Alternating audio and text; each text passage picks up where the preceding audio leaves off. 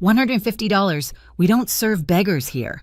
My sister's voice sliced through the bank lobby, every head turning, while I stood there with my withdrawal slip trembling in my hand. I didn't fight back. Not yet. No, this story doesn't start at that counter. It starts on a gray Portland morning, the air cold enough to sting, when I opened a small wooden box my grandfather left me, a box marked, "For the kindest one." Inside was a key, and a truth I'd ignored for years. That day, humiliation felt final, but the next day I learned power can whisper louder than pride. I grew up in a house where love was measured by achievement. My father, Robert, believed affection should be earned preferably with a six-figure paycheck. My mother, Elaine, was no softer. She spent her life protecting the family's image like it was an heirloom vase that couldn't be scratched. Veronica, my older sister, fit their idea of perfection. She wore ambition like perfume, sharp and sweet, impossible to escape. Caleb, my brother, was the golden boy who said all the right things and made sure to be on the winning side of every argument. And then there was me, Quinn the quiet one, the placeholder between their stories of success. When people ask why I never fought harder for their attention, I think of that birthday when I was 9. I'd painted them a lighthouse, tiny brushstrokes of white and blue that I thought captured how light could fight darkness. I still remember the smell of acrylic and the way my heart pounded as I handed it to my parents at the dinner table. My father barely looked at it before asking what Veronica had bought. She'd used her allowance to get a small crystal vase. Everyone clapped. My painting sat on the sideboard, forgotten under the glare of the chandelier. That was the first time I understood silence could swallow you whole. Years later, nothing had changed. At family dinners, I became background noise. Veronica's promotions, Caleb's new clients, my mother's charity events, those were the acceptable topics. Once I tried to share that I'd been volunteering at a community garden that just won a local grant. I got out 3 words before Veronica laughed and announced her new title at the bank. My father raised his glass. My mother asked about her new car. I sat there smiling, my excitement dissolving into the mashed potatoes I couldn't taste. People like to say time heals, but what it really does is harden. You stop expecting warmth. You start building walls. Mine were quiet and clean, just like my apartment. I worked in data numbers didn't judge, they just told the truth. After years of being dismissed, I found a strange comfort in algorithms. They didn't care who your parents favored. The only person who ever really saw me was my grandfather, Arthur Hale. He was gentle, always smelling faintly of pine and old paper. He used to say, "Kindness is not weakness, Quinn. It's just quieter power." Before he passed, he left me a small wooden box and a note. "For the kindest one, use it when they forget who you are." Inside was an old-fashioned key. I didn't understand it then, but I kept it close, like a secret I wasn't ready to read. So when that freezing Tuesday morning came, when Mrs. Patterson called in tears because her heater was broken and the repairman wanted cash, I didn't hesitate. I promised her I'd help. I just needed to withdraw $150. Simple, right? That's what I thought until I walked into Glassview Bank and saw Veronica behind the glass walls smiling like she owned the world. The line at Glassview moved slowly, the air thick with the faint scent of disinfectant and static. I could see Veronica through the glass office wall, her heels clicking against the marble, her laughter ringing too loud the way it always did when she wanted people to notice her. She looked exactly like the version of success my parents worshipped, sleek bun designer suit, smile calibrated to impress. When our eyes met, her expression flickered, then settled into that familiar smirk, the one that said she still saw me as the family disappointment. When it was my turn, I stepped up to the counter and handed the teller my withdrawal slip. Before the girl could process it, Veronica glided over the scent of her perfume, arriving before she did. "Well, well," she said loud enough for everyone to hear. "Didn't expect to see you here. What can we do for you today, Quinn?" Her tone made my skin prickle. "Just need to withdraw $150, I said quietly. She let out a laugh that didn't reach her eyes. $150. She leaned closer, lowering her voice but making sure everyone could still hear. "We don't really serve beggars here. Are you sure you even have that much in your account?" Laughter flickered from somewhere behind me. The teller's hands froze mid-air. I felt heat crawl up my neck, that same sting I'd felt 1,000 times before, every dinner table humiliation, every dismissive glance condensed into this single moment. My lips parted, but no words came. For a second, I saw the 9-year-old version of myself again clutching that forgotten lighthouse painting. I saw my grandfather's kind eyes, and something inside me, something long buried, shifted. I didn't argue. I didn't beg. I just nodded, turned, and walked out. The sound of the glass door closing behind me was soft, almost kind. Outside, the wind was sharp enough to hurt. I stood there on the frozen sidewalk, pulse thudding in my ears. Humiliation has a taste, metallic, cold, unforgettable. But under the shame was something new, a current, a clarity. As I started walking home, I thought about the wooden box, about the key that had never fit any lock I knew. Maybe it wasn't meant to. Maybe it was a reminder. And that was the moment the burn began, not the kind that destroys, but the kind that forges. That night, the quiet inside my apartment felt heavier than usual. The radiator hummed like it was the only thing brave enough to make a sound. I sat on my couch coat, still on hands wrapped around a mug of tea that had already gone cold. Humiliation lingered in my chest like smoke. I'd spent years trying to prove that kindness could survive in a family like mine, but kindness had limits. And that morning I'd reached them. I glanced toward the bookshelf where the small wooden box my grandfather left me sat tucked between 2 old finance manuals. The note inside had yellowed slightly over time. For the kindest one, use it when they forget who you are. I ran my thumb over the faded ink. He'd known this day would come, hadn't he? The day I'd need to remember that quiet didn't mean powerless. I placed the cup down, opened my laptop, and the glow of the screen washed the room in pale light. Most people knew me as a freelance data analyst, the woman who worked late for mid-level firms and sent polite emails. What no one knew was that I'd built something far bigger, a private fund run under the name Shell Code 7. It started as an experiment, a predictive algorithm I'd written years ago, something that could forecast market behavior with almost impossible precision. The numbers had grown quietly, exponentially, and now it wasn't a portfolio, it was an empire hidden behind a screen. My cursor blinked on the dashboard. $4.2 billion stared back at me in clean white font. Beneath it, a list of institutions managing those assets. One name stood out like a bruised Glassview bank, my sister's bank. I leaned back, the air leaving my lungs in a single stunned exhale. The same woman who'd humiliated me for $150 worked for a company that existed because of my fund's capital. Every bonus she bragged about, every promotion built on money she didn't even know came from me. The decision didn't feel angry. It felt inevitable. I straightened, the shaking in my hands gone. At 3 a.m., I called my legal counsel and scheduled an emergency meeting with Glassview's regional director. Tomorrow, I'd walk back into that bank, not as the quiet sister they pitied, but as their largest client. Morning light cut through the fog as I walked back toward Glassview Bank.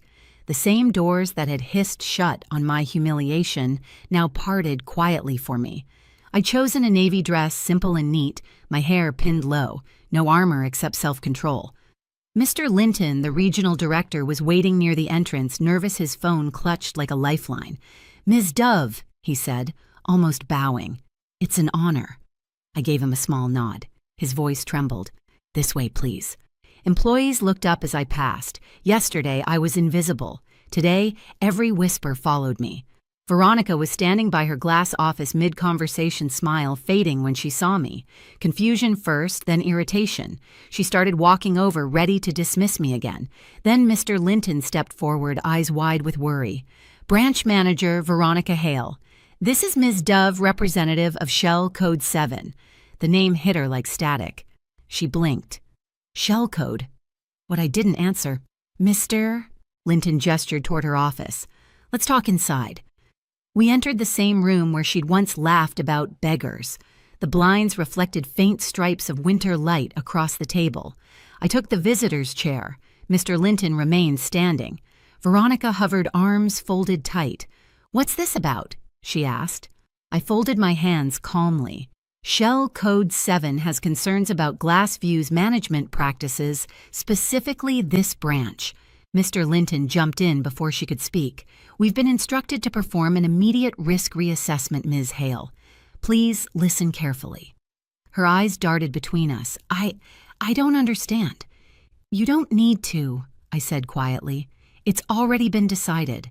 We're withdrawing all assets, $4.2 billion, effective immediately." Silence. The hum of the air vent was suddenly loud. Mr. Linton's face went white. All of it, yes. And per contract, our public reason will cite loss of confidence in local management. I met Veronica's eyes. Specifically, this branch's leadership. The words landed like a hammer. She blinked rapidly, then let out a shaky laugh. "Wait, this is insane. You can't just Mr. Linton cut her off." "Enough." His voice cracked. "Do you have any idea what this means? The stock will crash, investors will flee." I stayed still. Calm felt like power now. Veronica turned to me, recognition dawning, disbelief mixing with fear. "You," she whispered, "you're M. Dove." I gave her a small, sad smile. "Yesterday, you wouldn't even let me withdraw $150. Today, you just lost $4 billion. Her face broke. The confident manager collapsed into someone I barely recognized, pleading, shaking mascara streaking down her cheeks. "Quinn, please, don't do this. You'll ruin me. You'll ruin us." "It was never about ruining anyone," I said. "It's about respect." Mr. Linton cleared his throat, his tone icy. "Ms. Hale, your employment is terminated effective immediately." Two security officers stepped forward. She stumbled as they guided her out, still crying, still whispering my name. When the door closed, I exhaled slowly. Revenge didn't feel like fire. It felt like silence, finally settling where chaos used to live. But the story didn't end there. That evening, my phone wouldn't stop buzzing. Missed calls from my parents, texts from Caleb, even a desperate voicemail from my mother. "What have you done?" Think of the family. Not once did anyone ask if I was okay. It was always about them, the family brand, the image, the shame. So I sent one message to the group chat. "Dinner at my place, Sunday, 7 p.m. Let's talk about the family." When Sunday came, they arrived expecting an apology. The address I'd sent led to a quiet street lined with cedar trees and a modern house they'd never seen before mine. I watched from the window as their expressions changed from confusion to greed. My father straightened his tie. My mother whispered something about finally living up to her potential. I opened the door. "Welcome." Inside the table was set simply wood linen, soft light. Veronica was absent, of course. My mother's first words were, "You've made your point, Quinn, but this has gone too far. Your sister is devastated." My father chimed in stern, "Fix this mess. You've embarrassed us." Caleb, ever the peacemaker, smiled thinly. "Let's all calm down, we're family." I listened. 10 minutes of lectures about loyalty, image forgiveness. Not one word about the years they ignored me. Not one apology. When they finally stopped, I walked to the sideboard and brought out a thin leather folder. I placed it in front of my father. "If we're talking about family, we should start with honesty." He frowned, opening it. Bank statements, forged invoices, shell company filings, all with Caleb's and Veronica's names. "What is this?" "Evidence," I said softly, "of how you both borrowed from grandfather's trust fund. 2 years of withdrawals disguised as consulting fees. I was the executor, remember?" The room went still. My mother's hand flew to her mouth. Caleb's voice cracked. "Quinn, you don't understand. I understand perfectly," I said. "You took what he built for all of us and turned it into a personal ATM. And when it ran out, you mocked the only person who still believed in decency." My father's eyes darkened as he read the totals. The numbers were undeniable. I stood my pulse steady. "You want me to fix the family's reputation? Fine. I'm fixing it right now by ending the business." My mother looked at me, voice breaking. "What do you mean?" "This family isn't a home," I said. "It's a corporation built on image and extraction. I'm liquidating my shares." No one spoke. The fireplace crackled softly behind me. Then I looked at them, each face stunned, each secret finally exposed, and added quietly, "Grandfather left me a note. Use it when they forget who you are." I think he meant this moment. I walked to the door, opened it, and let the cold air rush in. Dinner's over. They didn't follow me. Outside, the night was crisp, the stars pale and distant. Somewhere, I imagined my grandfather's steady voice, proud and calm. Justice hadn't come through rage, it had come through truth. Weeks passed, and the noise faded the way storms do slowly. Then, all at once, news spread about Glassview's internal audit about how both Veronica and Caleb were implicated in financial misconduct. My parents stopped calling after the first wave of headlines. Silence from them wasn't new, but for the first time, it didn't hurt. It just felt quiet. I moved through my days differently now. The house was mine, but it didn't feel like a trophy. It felt like space to breathe. Mornings began with coffee and sunlight instead of dread. My hands, once trembling with restraint, now felt steady. One afternoon, I stood in a small community garden behind the library, the one I'd helped fund years ago. A new plaque gleamed under the light, the Arthur Hale and Patterson Garden. Mrs. Patterson was there, bundled in her knitted scarf, laughing with children planting marigolds. She caught my eye and smiled a real, uncomplicated kind of warmth. I knelt beside her, pressing a seedling into the soil. The dirt was cool grounding. For years, I'd invested in systems that grew wealth. Now I was investing in something that grew life. The most valuable transfer I ever made wasn't money. It was my loyalty finally moved to where it belonged. I stayed there long after the sun dipped below the trees, watching the small leaves tremble in the wind. For the first time in years, I wasn't waiting for anyone's approval. I wasn't the quiet sister or the forgotten daughter. I was just Quinn, whole, steady, free. My grandfather's words echoed softly in my mind.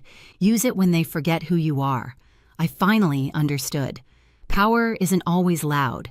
Sometimes it's a boundary drawn in silence. If you've ever had to walk away from people who never saw your worth, know this: you didn't lose them. You reclaimed yourself. Tell me your story in the comments, and if mine stayed with you, hit subscribe. There's more to come.